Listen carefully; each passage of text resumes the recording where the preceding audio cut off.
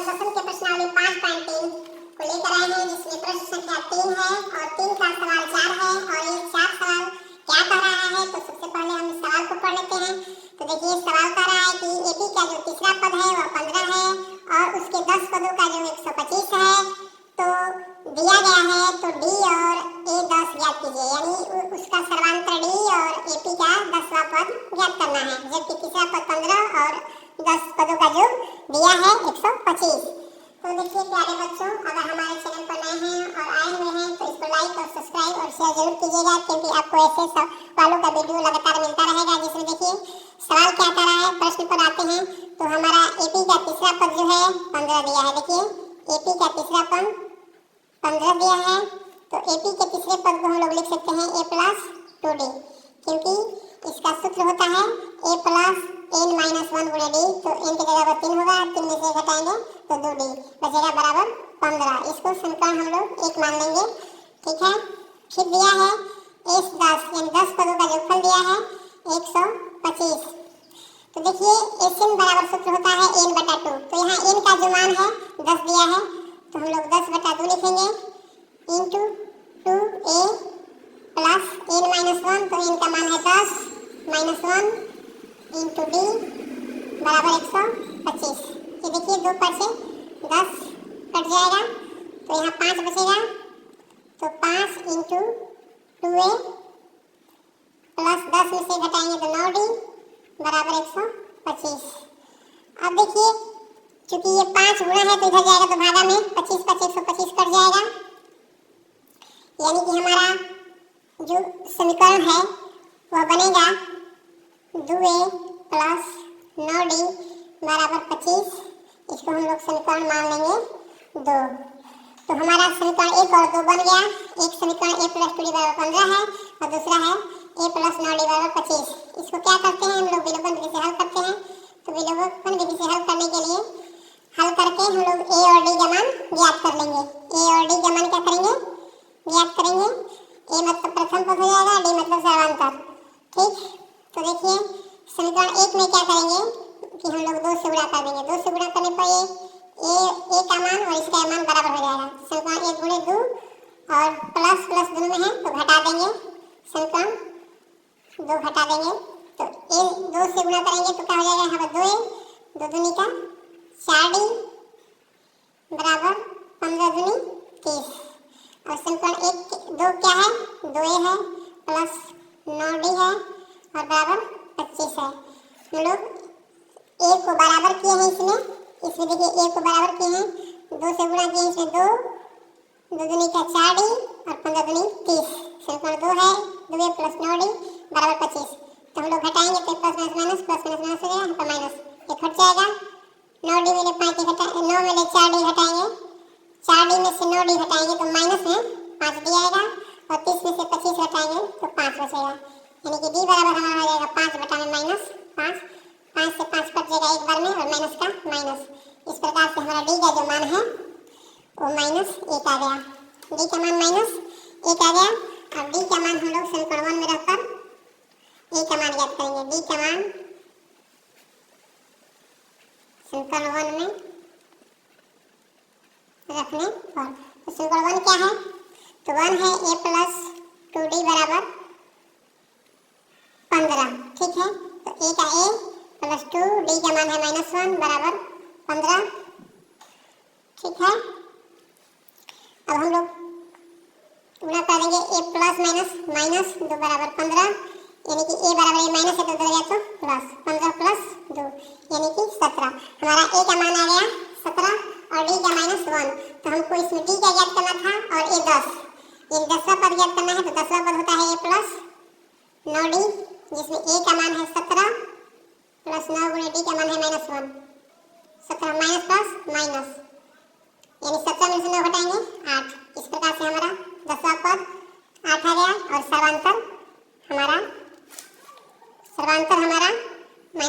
देखिए plus minus 17 में से 9 घटा 8। वीडियो देखने के लिए धन्यवाद। लाइक और सब्सक्राइब जरूर करें, धन्यवाद। प्यारे बच्चों, आज हम दसवीं के प्रश्नावली 5.3 को लेकर आए हैं, जिसमें प्रश्न संख्या 3 है और 3 का सवाल 4 है और ये 4 सवाल क्या कह रहा है। तो सबसे पहले हम इस सवाल को पढ़ लेते हैं। तो देखिए सवाल कह रहा है कि एपी का जो तीसरा पद है वह 15 है और उसके 10 पदों का जो 125 है। तो दिया गया है तो डी और ए 10 ज्ञात कीजिए, यानी उसका सर्वांतर डी और एपी का 10वां पद ज्ञात करना है, जबकि तीसरा पद 15 और 10 पदों का योग दिया है 125। तो देखिए प्यारे बच्चों, अगर हमारे चैनल पर नए हैं और आए हुए हैं तो इसको लाइक और सब्सक्राइब और शेयर जरूर कीजिएगा, क्योंकि आपको ऐसे सवालों का वीडियो लगातार मिलता रहेगा। जिसमें देखिए सवाल क्या कर रहा है, प्रश्न पर आते हैं।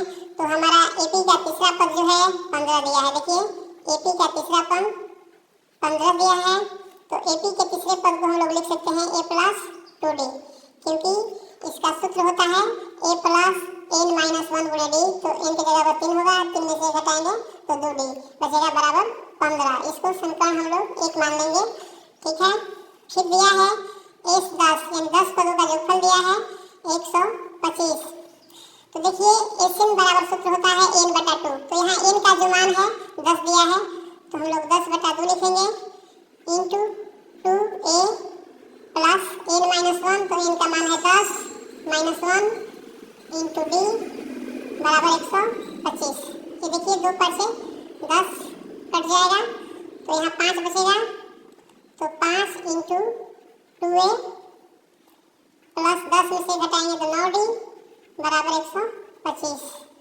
अब देखिए चूंकि ये 5 गुणा है तो इधर जाएगा तो भागा में 25 + 125 कट जाएगा, यानी कि हमारा जो समीकरण है वह बनेगा 2a + 9d बराबर 25। इसको हम लोग समीकरण मान लेंगे 2। तो हमारा समीकरण 1 और 2 बन गया। एक समीकरण a + 2d बराबर 15 है और दूसरा है a + 9d बराबर 25। इसको क्या करते हैं, हम लोग विलोपन विधि से हल करते हैं। तो विलोपन विधि से हल करने के लिए हल करके हम लोग a और d का मान ज्ञात कर लेंगे। a और d का मान क्या करेंगे, ज्ञात करेंगे। a मतलब प्रथम पद हो जाएगा, d मतलब सर्वांतर, ठीक। तो देखिए समीकरण 1 में क्या करेंगे कि हम लोग 2 से गुणा कर देंगे। 2 से गुणा करने पर ये a का मान और इसका मान बराबर हो जाएगा। समीकरण 1 × 2 और प्लस प्लस दोनों में है तो घटा देंगे, समीकरण 2 घटा देंगे। तो a 2 से गुणा करेंगे तो क्या हो जाएगा, यहाँ पर 2a 2 दूनी का 4d बराबर 15 दूनी 30। और समीकरण 1 2 क्या है, 2a है प्लस 9d है और बराबर 25 है। हम लोग a को बराबर किए हैं इसमें देखिए a को बराबर किए हैं, 2 से गुणा किए हैं इसमें 2 2 दूनी का 4d और 15 दूनी 30। समीकरण 2 है 2a + 9d बराबर 25। तो हम लोग घटाएंगे तो प्लस माइनस हो जाएगा, यहाँ पर माइनस ये घट जाएगा। 9d में 5 घटा 9 में 4d घटाएंगे, 4d में से 9d घटाएंगे तो माइनस में 5d आएगा और 30 में से 25 घटाएंगे तो 5 बचेगा, यानी कि d बराबर हमारा हो जाएगा 5/-5। 5 से 5 कट जाएगा एक बार में और माइनस का माइनस। इस प्रकार से हमारा d का जो मान है वो -1 आ गया। d का मान -1 आ गया। अब d का मान हम लोग समीकरण 1 में रखकर a का मान ज्ञात करेंगे। d का मान समीकरण 1 में रखने पर तो समीकरण 1 क्या है, तो 1 है a + 2d बराबर 15, ठीक है। तो a का a + 2 d का मान है -1 बराबर 15, ठीक है। अब हम लोग गुणा कर देंगे a + -2 बराबर 15, यानी कि a बराबर माइनस है तो उधर गया तो प्लस 15 + 2 यानी कि 17। हमारा a का मान आ गया 17 और d का -1। तो हमको इसमें d का ज्ञात करना था और a 10, ये 10वां पद ज्ञात करना है। तो 10वां पद होता है a + 9d, जिसमें a का मान है 17 + 9 × d का मान है -1। 17 माइनस प्लस माइनस, यानी 17 में से 9 घटाएंगे 8। इस प्रकार से हमारा 10वां पद 8 आ गया और सर्वांतर हमारा -1। देखिए -17 में से 9 घटा 8। वीडियो देखने के लिए धन्यवाद। लाइक और सब्सक्राइब जरूर करें। धन्यवाद।